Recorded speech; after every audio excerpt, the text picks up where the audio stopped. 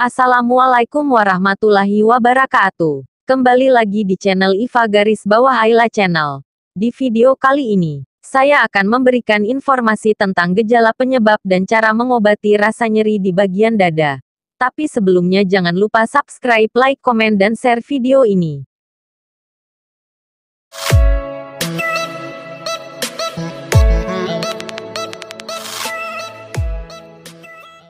Nyeri dada adalah kondisi ketika dada terasa seperti tertusuk, perih, atau tertekan. Nyeri ini bisa terjadi di dada sebelah kanan, sebelah kiri, atau dada tengah.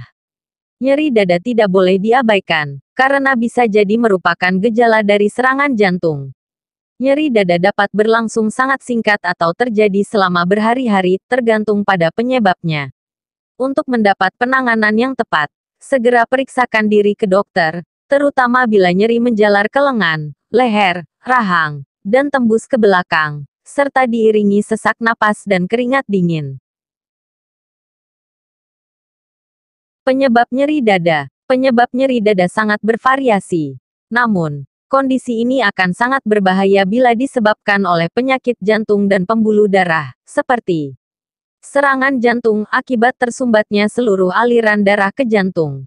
Penyakit jantung koroner, yaitu terdapat penyumbatan pembuluh darah yang menuju ke jantung. Kardiomiopati, yaitu penyakit akibat otot jantung yang lemah. Miokarditis atau radang pada otot jantung. Perikarditis atau radang pada membran yang melapisi jantung. Endokarditis, diseksi aorta, yaitu robeknya lapisan dalam pembuluh nadi terbesar. Selain penyakit jantung atau sakit jantung, nyeri dada juga bisa disebabkan oleh kondisi lain, di antaranya penyakit paru-paru, seperti penyumbatan pembuluh darah di paru-paru, emboli paru, radang pada selaput yang membungkus paru-paru, pleuritis, tekanan yang tinggi pada pembuluh darah di paru-paru, hipertensi pulmonal, abses paru, dan atelektasis atau paru-paru yang kempis, kolaps.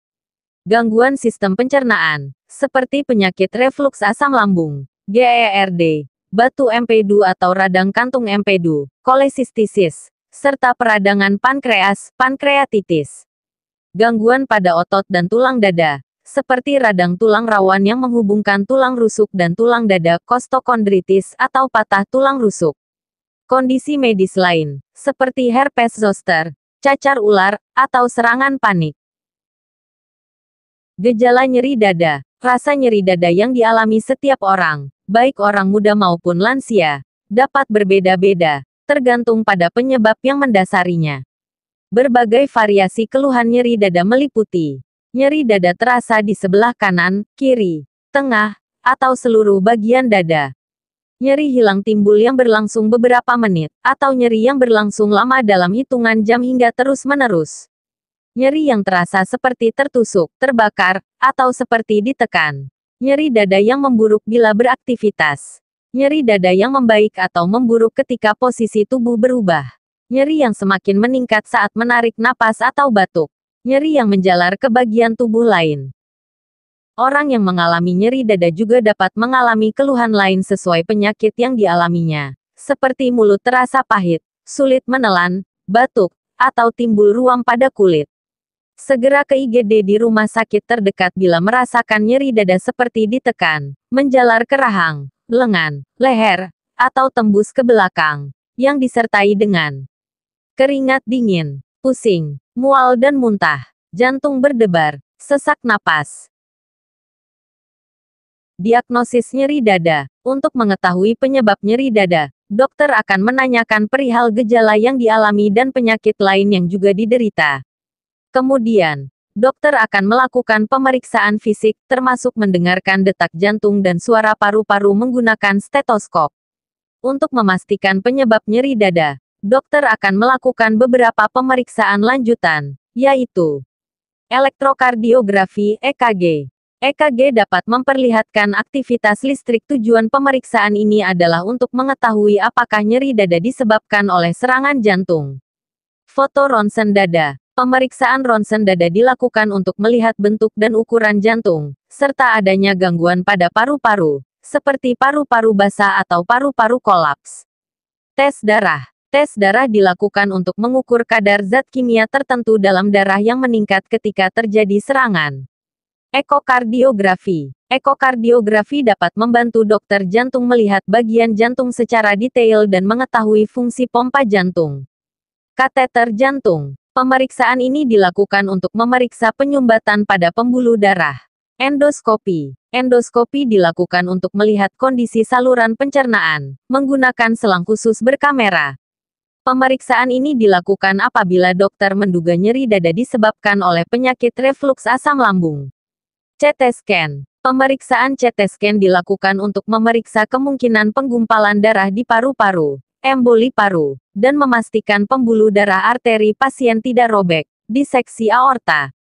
Tes fungsi paru. Pemeriksaan ini dilakukan untuk mengetahui apakah nyeri dada terkait dengan gangguan di paru-paru. Pengobatan nyeri dada. Pengobatan nyeri dada tergantung kepada penyebab yang mendasarinya. Beberapa jenis obat yang dipakai untuk mengatasi nyeri dada adalah obat untuk melebarkan pembuluh darah jantung, seperti nitrogliserin. Obat yang mengurangi produksi asam lambung, misalnya penghambat pompa proton. Obat pengencer darah, seperti aspirin atau heparin. Obat penghancur gumpalan darah, misalnya streptokinase. Obat antidepresan, seperti fluoxetine. Obat nyeri dada karena batuk, misalnya obat pereda batuk atau obat antituberkulosis. Selain obat-obatan, dokter juga bisa melakukan tindakan medis di bawah ini. Pasang ring jantung. Metode ini dilakukan oleh dokter jantung, yang bertujuan untuk meningkatkan aliran darah jantung dengan melebarkan pembuluh darah yang tersumbat, menggunakan balon dan ring. Operasi bypass jantung. Operasi ini dilakukan dengan menyambungkan pembuluh darah baru sebagai jalan pintas atau jalur alternatif dari pembuluh darah yang tersumbat. Operasi jenis ini tentu tidaklah murah. Oleh karena itu, yuk, lindungi diri Anda dengan asuransi kesehatan yang memiliki manfaat pemberian santunan harian selama Anda rawat inap di rumah sakit. Santunan ini akan diberikan selama Anda menginap di rumah sakit, maksimal 30 hari.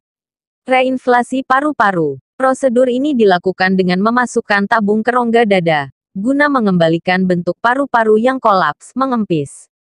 Perbaikan diseksi aorta. Dokter akan memperbaiki pembuluh darah yang robek dengan tindakan operasi. Prosedur pengobatan dan obat-obatan untuk nyeri dada bisa menghabiskan biaya yang tidak sedikit. Oleh karena itu, tidak ada salahnya untuk memiliki asuransi kesehatan sedari awal agar tanggungan biaya pengobatan menjadi lebih ringan. Oke guys, sampai di sini dulu penjelasan dari saya. Sampai bertemu di video saya selanjutnya. Wassalamualaikum warahmatullahi wabarakatuh.